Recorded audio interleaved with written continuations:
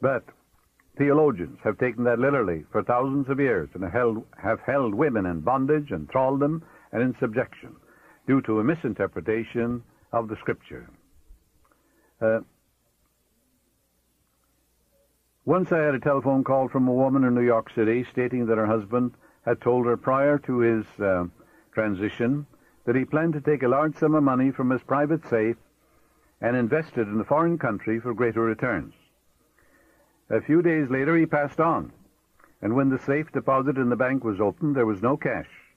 But there was a record at the bank that 2 days previously he had visited the vault. There was no trace or record of any investment, and a minute inspection of his desk revealed no clues. I suggested to her that she turn her request over to her subconscious mind, which knew the answer, for it knows only the answer, and that it would reveal the answer to her in its own way. She prayed as follows: "My subconscious mind knows where my husband secreted that money, and I accept the answer and believe implicitly the solution will come clearly into my conscious mind." She quietly dwelled on the meaning of these words, knowing they would be impressed in her subconscious mind, thereby activating its response. She had a very vivid dream in which she saw a small black box hidden behind a picture of Lincoln on the wall in her husband's work den. She was shown in the dream how to press a secret button which could not be seen with the naked eye. When she awakened, she rushed to the den, took down the picture of Lincoln.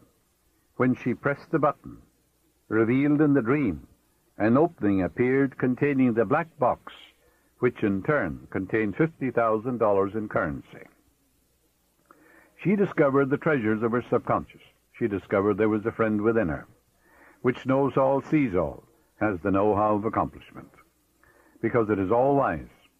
You too can take a similar step in putting the wisdom of your subconscious to pass, to answer your prayer. A young woman in San Francisco experienced a recurrent dream for 4 consecutive nights. In her dream, her fiancé, who was living in Los Angeles, appeared to her, and quite suddenly, a very high mountain which seemed impossible to scale came between them. In the dream, she was deeply surprised, frustrated, and bewildered. She awoke, wrestling with the problem and sensing something very wrong and shady. I asked her what the mountain signified to her, as every dream, when interpreted properly, must coincide with the inner awareness and feeling of the dreamer. Moreover, a recurrent dream is very important, as it is the intuitive voice of your subconscious saying to you, "Stop, look, and listen." The word mountain to her meant an insuperable obstacle. I suggested to her that she speak to her fiancé about the dream and gain the assurance that there was nothing hidden that was not revealed, and nothing covered up that was not made known to her. Accordingly, she flew down to Los Angeles to see her fiancé, who met her at the airport. After a heart-to-heart talk, he finally told her, "I am a homosexual. I wanted to marry you so that my customers, who are very religious, would not suspect anything." Her dream prevented her from experiencing what eventually would have been a great traumatic shock. You too can exercise the same or greater foresight through analyzing the recurrent happenings in your dream. Of course, there are variegated dreams, we know that. Some due to sexual frustration or repression, others are due to mental and emotional turmoil, bodily malfunctioning, fears and religious taboos, reproduction and a recast of past events or of the activities of the day. However, there are many dreams of a recurrent nature, as well as of a precognitive significance, wherein you see events before they happen. Many times you're given detailed instructions in the dream as to what action to take. There is a wonderful power within you, a subconscious intelligence and wisdom, that man can use. He may be religious, he may be agnostic, he may be an atheist, and yet he can experience this infinite intelligence and wisdom functioning for him, because you need no creed. If you will call upon it, it will answer you, just as well as the atheist or the agnostic gets an answer. It's impersonal, no respecter of persons. You can call it a superhuman intelligence if you want to, or as I said, a subliminal mind or a subjective mind, or the I am, they call it Om in India. But the point is, the presence of the infinite is within you. It's in your own subliminal depths. It's also a law. It is there and we should use it. It works as you sleep. The German proverb is, night brings counsel. You know, your body doesn't rest. Your heart and all the vital organs are working while you're sound asleep. Your conscious mind is in abeyance. You turn away from the vexations and the strife and the contentions of the day. But 2/3 of your life is controlled by the 1/3 in sleep. What do you go to sleep with every night? Go to sleep in the feeling that you're a tremendous success, that you're absolutely outstanding. If you have a problem, contemplate the solution. Say, infinite intelligence gives me the solution. I accept the answer. It comes to me in divine order.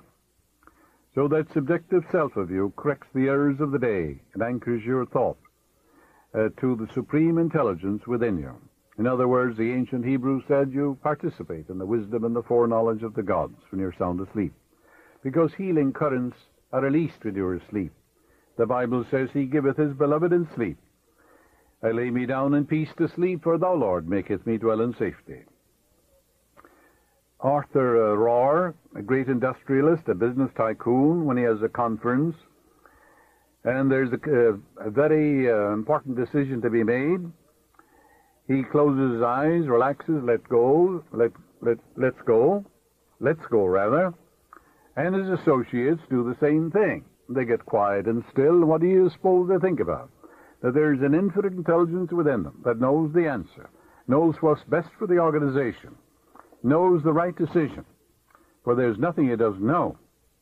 And therefore they contemplate that right decision, the harmonious solution, the creative idea, in the quietness of their own mind. In that quietude and that relaxed state, the wisdom of the subconscious rises to the conscious mind, when the conscious mind is in abeyance.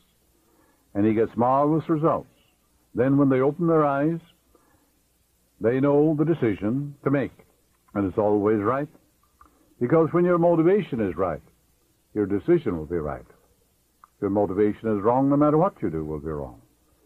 And therefore, when you're asked to make a decision, well, ask yourself, what is my motivation? Looks good to me.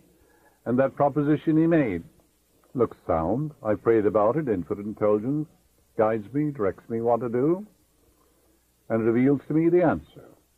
Then it looks good to you, and your motivation is right, and whatever you do will be right, because it will be right action for you.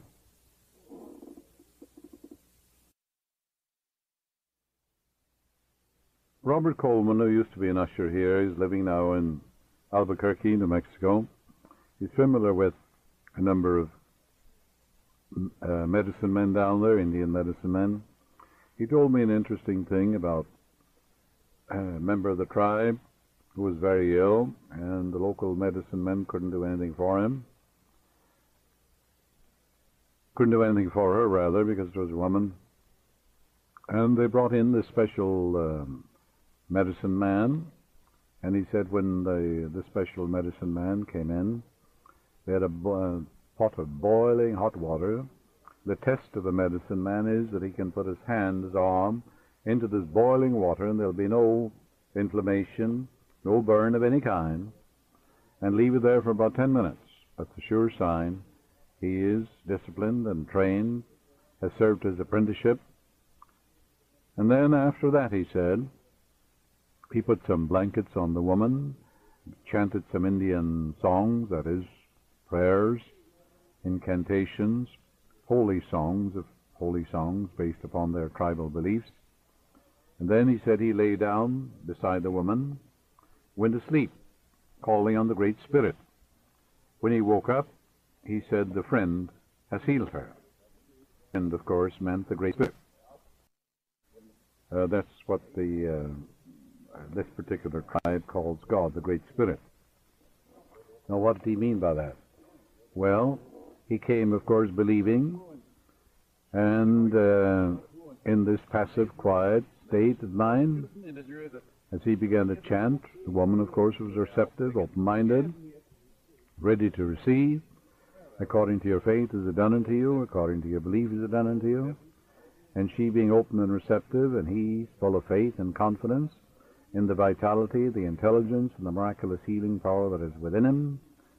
And his faith is communicated to her in that deeper state of mind, and then she got well. That's what we call prayer therapy, or some people call it spiritual treatment, and so forth.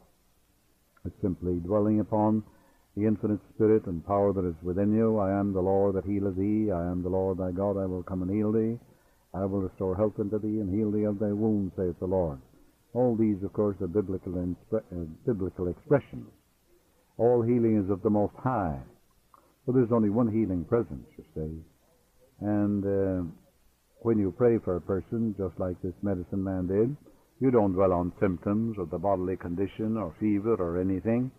You just dwell upon the intelligence, the wisdom, the vitality, the wholeness, and the beauty and the perfection of the infinite, animating, sustaining, and strengthening this other person. And then the presence of God is resurrected in the other. And that's the basis of all healing. Dr. Elsie McCoy in Beverly Hills, who wrote an article for my book called Psychic Perception, and I'm quoting what she said. She was engaged to a very wonderful surgeon in Chicago. She gave me permission to write this in the book, of course, and she shows clearly what constructive thinking according to principle will accomplish. She has studied extensively in Europe and Asia. Her early days was engaged to a prominent surgeon in Chicago. They were separated by over 1,000 miles due to their different assignments. She operates in Beverly Hills.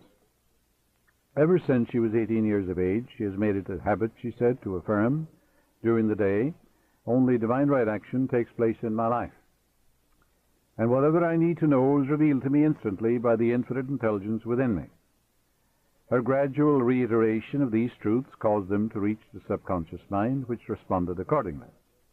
One night, while she was sound asleep, she saw and heard clearly, in a vivid dream, her fiancé in Chicago talking to a nurse, and in addition, dating her for a weekend, saying to her, "You know I'm engaged," but she is 1,000 miles away and knows nothing about it. Dr. McCoy phoned him the next day and told him about the silly and foolish dream she had had and laughed about it. He was furious and accused her of having employed detectives and of spying upon him. With that, she dissolved the engagement, and subsequent events showed the wisdom of her subconscious in protecting her from what would undoubtedly have been a tragic marriage. Her right thinking activated her subconscious mind, which revealed to her what she should know before she got married. And that's a very interesting thing. So the subjective seeks to protect you if you'll only listen to it. Some brush these things aside and say, oh, it's only a dream. But there's such a thing, as precognition, as prescience, seeing events before they happen. And also you can protect yourself if you see something negative for yourself or another, because prayer will change your mind. A girl we'll call Louise is written up in Psychic Perception, by the way. Her name was Louise Barrows before she got married. She is now Mrs. Wright, a secretary of mine. And she was informed many years ago by her foot surgeon that it was necessary to operate on her left foot to bring about a healing, and that this would necessitate having her leg in a cast as well as using crutches for 2 months or more. She prayed that infinite intelligence of her subconscious mind would guide and direct her to come to the right decision. She turned this request over to her subconscious mind every night, and at the end of the fortnight, she saw a doctor, a friend of the family, who in the dream state pointed to hexagram 35 in the I Ching, which said, progress. The next day she went to visit him, and on examining the foot, he advised her that he could bring about a perfect alignment and adjustment by manipulation and exercise, which she would have to practice, and a perfect healing followed. That's back in 1961, the first time I gave a series of lectures on the meaning of the I Ching for Southern California. Actually, I think I was the first to introduce it here. The subconscious mind usually speaks and reveals answers symbolically. Louise, having taken 2 classes on the I Ching with the speaker, became absorbed and engrossed with its scientific and metaphysical approach to life. And undoubtedly her subconscious knew she would follow the directions of the hexagram. For it always speaks to you in a way, in a voice, in a symbol that you will follow and understand. It will not speak to you in a voice of someone you dislike or you disapprove of. It spoke literally to her when it revealed the doctor she should see for the healing of her foot.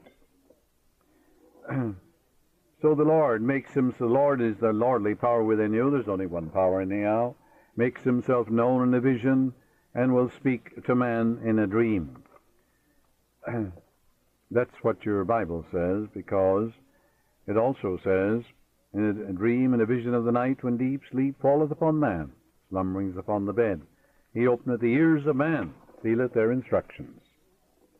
There's only one being, and that power is within you. It's called the life principle, called the living Spirit Almighty. It's called by many names. But remember, you do not put self-expansion into the seed. You do not give vitality to the seed. You put the seed in the ground, it won't grow in your pocket. And you water and fertilize the seed. And as Judge Strord, the author of inimitable textbook, says, your quiet contemplation of your desires and accomplished fact is the way to pray. The feeling of pleasure and restfulness in foreseeing the certain accomplishment of our desire is the way to get the answer to your prayer. The operation, he says, is that of a gardener, and it's more or less an exact analog of that of a gardener. We do not put self-expansion or vitality in the seed. We sow it, don't we? And then we water it and fertilizing it, knowing that it's going to expand and unfold in a wonderful, wonderful way. And of course it will expand in a wonderful way if you water it with faith, with expectancy, with understanding. And then wonders will begin to happen in your life. A thought is the most powerful force in the universe, you know. Your word is a thought expressed. If you are in a position of authority, your thought or word can direct how missiles, nuclear energy, dynamite, or thermonuclear weapons are to be used. Your thought determines how electricity is to be used. Likewise, your thought directs the operation of your life. Your subconscious mind could be likened to an iceberg. 90% of it is below the surface. It is your subconscious mind that does the work according to the orders given by your conscious mind. What you think with your conscious mind, you produce with your subconscious, you see. A very interesting thing, which I think you will appreciate, is to know about Dr. Arthur Thomas. He's now minister of the Church of Religious Science in Pasadena, but he was the minister in Reno, Nevada, for a long time. He gave me permission to write this about him. He had been a captain in the British Navy at one time. More recently, he had been in the wholesale business as well as in the real estate in Los Angeles. About 10 years ago or more, he started attending my lectures on Sunday mornings. He said, I realized suddenly my thought was the only creative power of which I was aware, and I was going to create what I really wanted. Consequently, he began to affirm to himself frequently, I am a minister now. I am teaching the truths of life to people. This is what he used to say to himself. Every night he would imagine he was expatiating on the great truths to a wonderful group of men and women in a church. Not any particular church, just a church. You can do that in your mind, can't you? He continued to think along these lines for a month or so, when he decided to take the ministerial course at the Institute of Religious Science here in Los Angeles, confident of the end result, as he had already imagined and felt as true the reality of that which he imaged in his mind. He passed all tests and examinations in divine order, was offered the church immediately after finishing his seminary course. He is now doing exactly what he decreed mentally. He knew that his subconscious mind would respond mathematically and accurately according to his thinking process. That's the meaning of according to your faith is it done unto you. And of course it is. During a trip to Mexico a few years ago in its famous pyramids, I met a minister who had a pronounced facial tic, which was very aggravating and humiliating to him. He had received alcoholic injections, which were supposed to deaden or paralyze the nerve. But after some months, the tic flared up again. The condition became very acute when he spoke before his congregation or other social gatherings.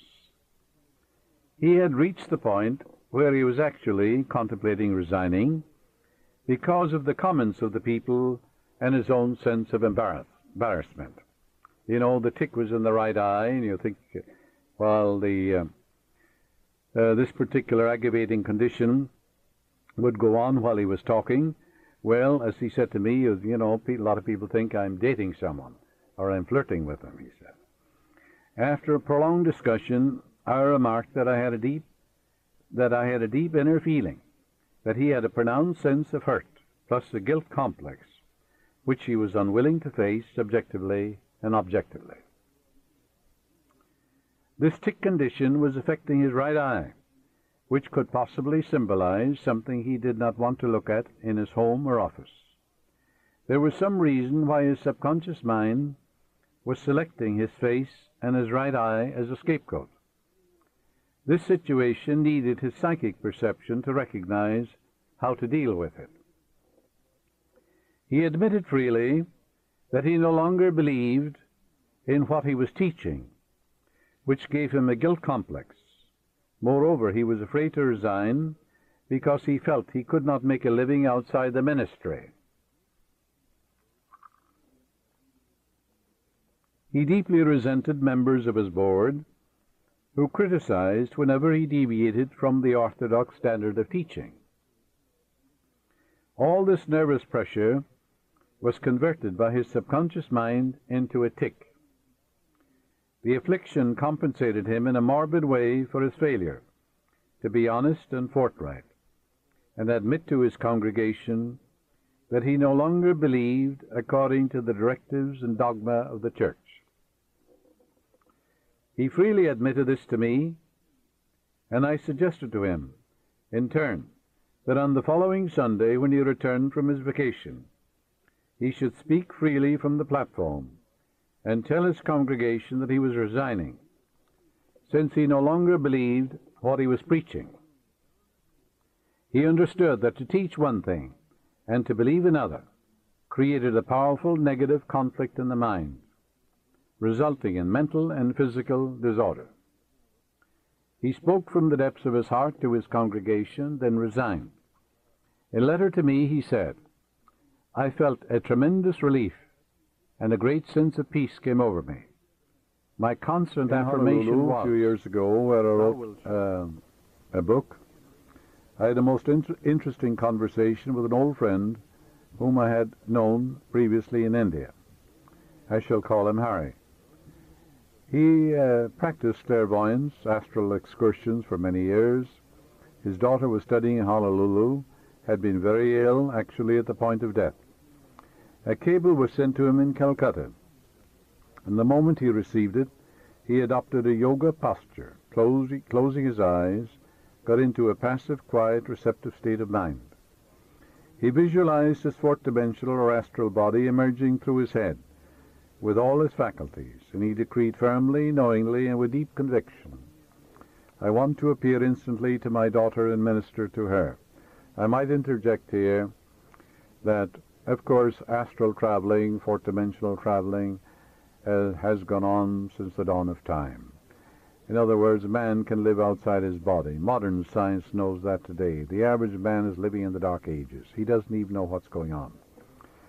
You can see, hear, feel, smell, travel independent of your physical organism, as we said at the beginning of this lecture. And you can see without eyes, hear without ears. You can do all these things. Nature leaves no gaps and makes no mistakes. So it was intended that you use all these faculties transcendentally of your environment. So he said, I want to appear instantly to my daughter and minister to her. He repeated this command about 6 times, then dropped off into a profound slumber. Notice the wonders of your subconscious mind. Immediately he found himself at his daughter's bedside. She was asleep, but awakened immediately and exclaimed to him, Dad, why didn't you tell me you were coming? Help me. He placed his hands upon her and chanted certain religious phrases and told her, you will arise in a few hours and be well. She had a wonderful healing. Her fever immediately subsided, and she shouted to the nurse, I am healed. I am well. My father was here, and he healed me. The nurse thought she was raving, but the resident physician confirmed the silent inner knowing of her soul, that she was indeed perfectly well. However, both laughed at her story of a visitation by her father from India. The nurse was puzzled and perplexed, and said to the daughter, how could your father or anybody else get in from downstairs through closed doors? I saw no one enter your room. The daughter explained to the nurse, oh, my father visited me in his fourth-dimensional body. He laid his hands on me and prayed with me. The nurse said, I don't believe in ghosts, apparitions, or voodoo. The girl realized that further explanations would be useless. Harry said that he was perfectly conscious all the time. Considering the distance between Calcutta and Honolulu and the time difference, he discovered that he'd been absent from his physical body just 10 minutes in all. Harry is a medical doctor, has tremendous faith in spiritual healing, is very familiar with the many schools of healing. He realized his presence gave a tremendous transfusion of faith, confidence, and courage to his daughter, which impregnated her subconscious mind, and according to his belief and that of his daughter, it was done unto her. These are the wonders of the friend within you. That's the deeper mind. Your subconscious mind is never short of ideas. There are within it an infinite number of ideas ready to flow into your conscious mind and appear as cash in your pocketbook in countless ways. This process will continue to go on in your mind regardless of whether the stock market goes up or down, whether the pound sterling or dollar drops in value. Your wealth is never dependent on bonds, stocks, or money in the bank. These are really only symbols, necessary and useful, but only symbols. So as you go to sleep at night and you say to yourself, wealth, success, wealth, success. Well, you admit there is such a thing as wealth. You admit there is such a thing as success. The infinite can't fail. The infinite is within you. You're born to win. You're born to succeed. Just take these 2 words. What happens? They activate the latent powers of your subconscious, and you're compelled to succeed. You're compelled to be wealthy. The point I wish to emphasize is that if you convince your subconscious mind that wealth is forever circulating in your life and there's always a surplus, you will always and inevitably have wealth regardless of the form it takes. It has taken the form, as you know, the amalgam of copper and tin or zinc or something right now. It hasn't any intrinsic value. You use a piece of paper, don't you? The only value it has, the value that we place upon it. The government says this $10 bill will buy so many oranges and all that. All it is a piece of paper. It isn't even silver. It's not even gold. There are people who claim that they're always trying to make ends meet. They seem to have a great struggle to meet their obligations. Have you listened to their conversation? In many instances, their conversation runs along this vein. They're constantly condemning those who have succeeded in life and who have raised their heads above the crowd. Perhaps they are saying, "Oh, that fellow has a racket, he's rootless, he's a crook." This is why they lack. They're condemning the thing they desire and want. The reason they speak critically of their more prosperous associates is because they're envious and covetous of the other's prosperity. The quickest way to cause wealth to take wings and fly away is to be envious, jealous, or criticize and condemn others who have more wealth than you. You can rest assured that that will impoverish you and bring more and more lack into your experience. There is one emotion which is the cause of the lack of wealth in the lives of many people. Most people learn this the hard way. It is envy. If you see a competitor depositing large sums of money in the bank and you have only a meager amount to deposit, does it make you envious? The way to overcome this emotion is to say to yourself, "Isn't it wonderful?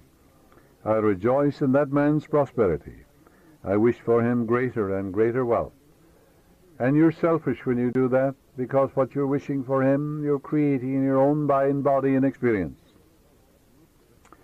To entertain envious or jealous thoughts is devastating, because it places you in a very negative, destructive position. Wealth flows from you instead of to you. If you are ever annoyed or irritated by the prosperity or the great wealth or success of another, claim immediately that you truly wish for him greater wealth and success in every possible way. This will neutralize the negative thoughts in your mind and cause an ever greater measure of wealth to flow to you by the law of your subconscious mind. If you are worried and critical about someone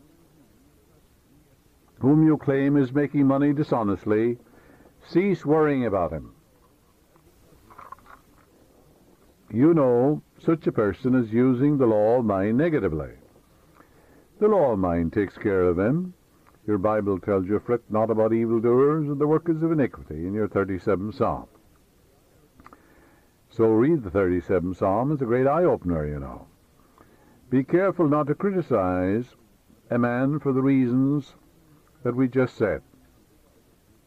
Remember, the block or obstacle to wealth is in your own mind. You can now destroy that mental block. This you may do by getting on mental good terms with everybody, wishing for everyone what you wish for yourself. And as you do, wonders will begin to happen in your life. It is your right to be rich, you know. You're here to lead the abundant life. You're here to be happy, radiant, and free. You should therefore have all the wealth you need to lead a full, happy, and prosperous life. Of course you should. You're here to grow, expand, and unfold spiritually, mentally, materially, and professionally. You have the inalienable right to fully develop and express yourself along all lines. You should surround yourself with beauty and luxury. Why be satisfied with just enough to go around when you can enjoy the riches of your subconscious mind? Yes, make friends with money, and you will always have a surplus. Your desire to be rich is a desire for a fuller, happier, more wonderful life. It is a cosmic urge. It is not only good, but very good. Money is a symbol. It means to you not only freedom from want, but beauty, luxury, abundance, and refinement. It's a symbol of the economic health of the nation. When your blood is circulating freely in your body, you're healthy. When money is circulating freely in your life, you're economically healthy. Engage your friend. Your friend is your subconscious. It'll give you all the wealth you need to do what you want to do when you want to do it. When people begin to hoard money or put it away in tin boxes and become charged with fear, there's economic illness.